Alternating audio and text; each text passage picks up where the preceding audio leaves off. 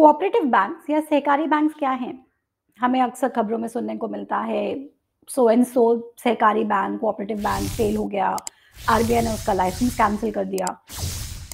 ऐसा सब कैसे हो सकता है? कोऑपरेटिव बैंक्स या सहकारी बैंक्स, उनका कंसेप्ट ये है कि वो बैंक्स बनते हैं not for profit. They are made for the welfare of the members. Members कौन रहते हैं? मेंबर्स डिपॉजिटर्स रहते हैं या फिर शेयर होल्डर्स रहते हैं। आइडिया है वो सब पैसा इकट्ठा करें और अपने लोकल लेवल पर वो पैसा लोन के फॉर्म पर दे, जिसका मकसद प्रॉफिट अर्निंग नहीं है। हर कोई एक दूसरे की मदद करना चाहता है। आइडिया तो बहुत अच्छा है, लेकिन बैंकिंग रेगुलेशन एक्ट 1949 के अंडर कोऑपरेटिव सोसाइटीज जो एक दूसरे को क्रेडिट देती थी, वो बिल्कुल नहीं आता था। फिर 1966 में बैंकिंग रेगुलेशन एक्ट को अमेंड किया गया, जिसके अंदर कोऑपरेटिव सोसाइटीज जो बैंक्स का काम करती हैं, वो आरबीआई के कंट्रोल में आ गई, आरबीआई के अंडर आ गई। लेकिन इसके अंदर भी डुअलिटी ऑफ कंट्रोल है, मतलब दो कंट्रोल्स हैं या दो मैकेनिज्म्स हैं जिसके तहत वो चेक होते हैं।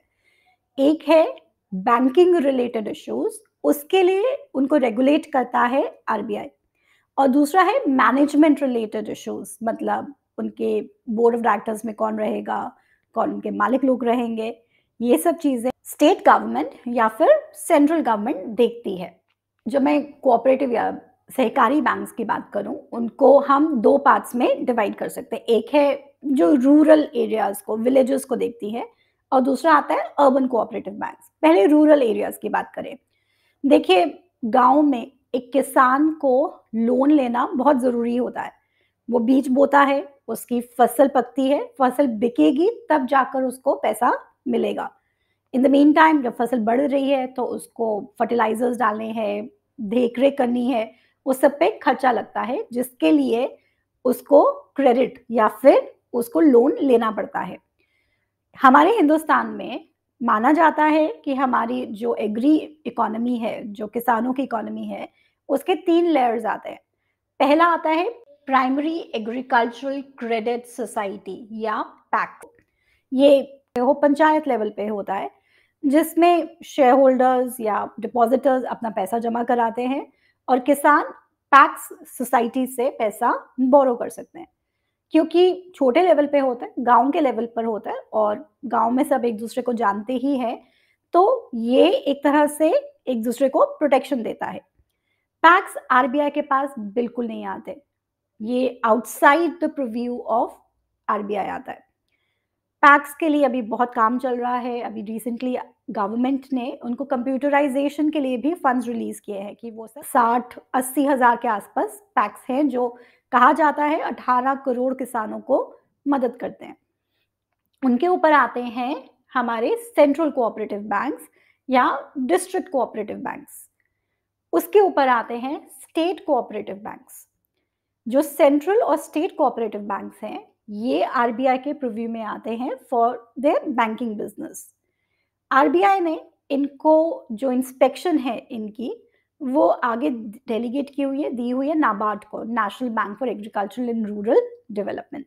सो इनका जो इंस्पेक्शन है वो आरबीआई नहीं करता, बाकी सारे बैंक्स का आरबीआई करता है।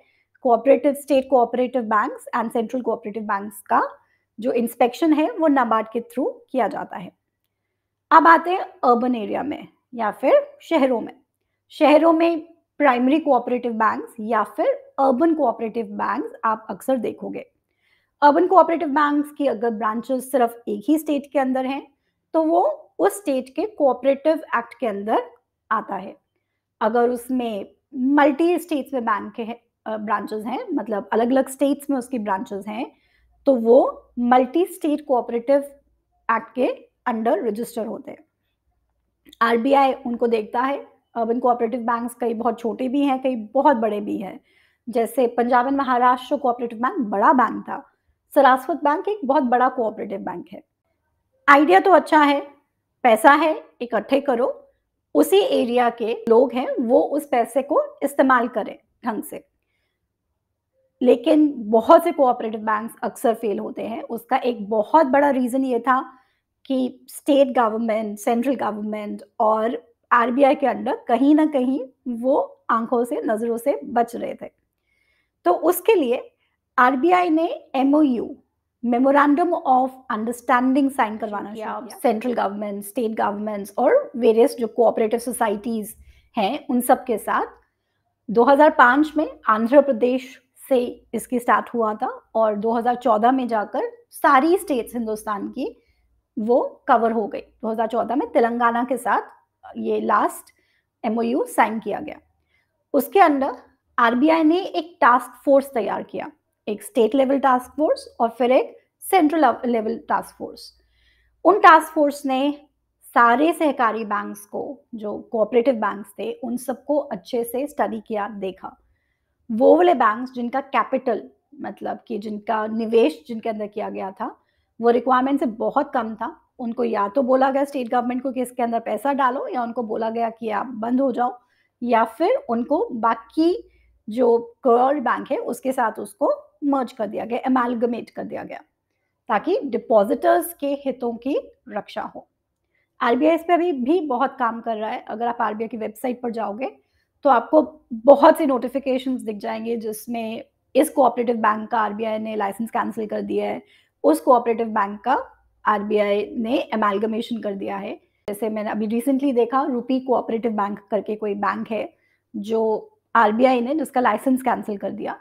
लाइसेंस कैंसिल हो तो क्या होता है, बैंक को अपना बैंकिंग बिजनेस नहीं कर सकते, मतलब डिपॉजिटर्स से, नॉन मेंबर्स से, वो लोग जो उस कोऑपरेटिव सोसाइटी के मेंबर नहीं है उनसे पैसा नहीं ले सकते, चेकबुक वाला कोई अकाउंट नहीं खोल सकते। वो डिपॉजिटर्स जिन्होंने अपने पैसे रखा था रूपी कोऑपरेटिव बैंक में, उनको आरबीआई का लाइसेंस कैंसिल होने के बाद DIGC, Deposit Insurance Credit Guarantee Corporation, उनकी तरफ से इंश्योरेंस का पैसा मिलता है। अप टू 5 लाख रुपीस तक का हम सबका कवरेज होता है पर बैंक। 99% लोगों को अपना पूरा पैसा मिला है और कई लोगों का डीआईजीसी ने सेटलमेंट किया है। पैसा कहीं नहीं जा रहा, लेकिन एक बहुत बड़ी अपॉर्चुनिटी है, क्योंकि पूरे देश में अगर देखा जाए approximately 98,000 cooperative banks and 1500 urban cooperative banks है। नए बैंक्स को बनाने के बजाय, नया सिस्टम इंफ्रास्ट्रक्चर बनाने के बजाय, अगर कोऑपरेटिव बैंक्स को ही कंप्यूटराइज किया जाए, ज़्यादा प्रोफेशनली मैनेज किया जाए रादर देन कि उनको पॉलिटिशियंस वगैरह चलाएं, तो ये हमारे देश की बैंकिंग इंफ्रास्ट्रक्चर है उसको डेवलप करने में बहुत मदद कर सकता है। आई होप आपको आज का सेशन इंटरेस्टिंग लगा होगा। प्लीज़ कमेंट सेक्शन पे ज़रूर लिखिएगा कि कैसा लगा, और आपसे रिक्वेस्ट है, अगर आपको ये पसंद आ रही है series, do not forget to subscribe to my channel. Thank you.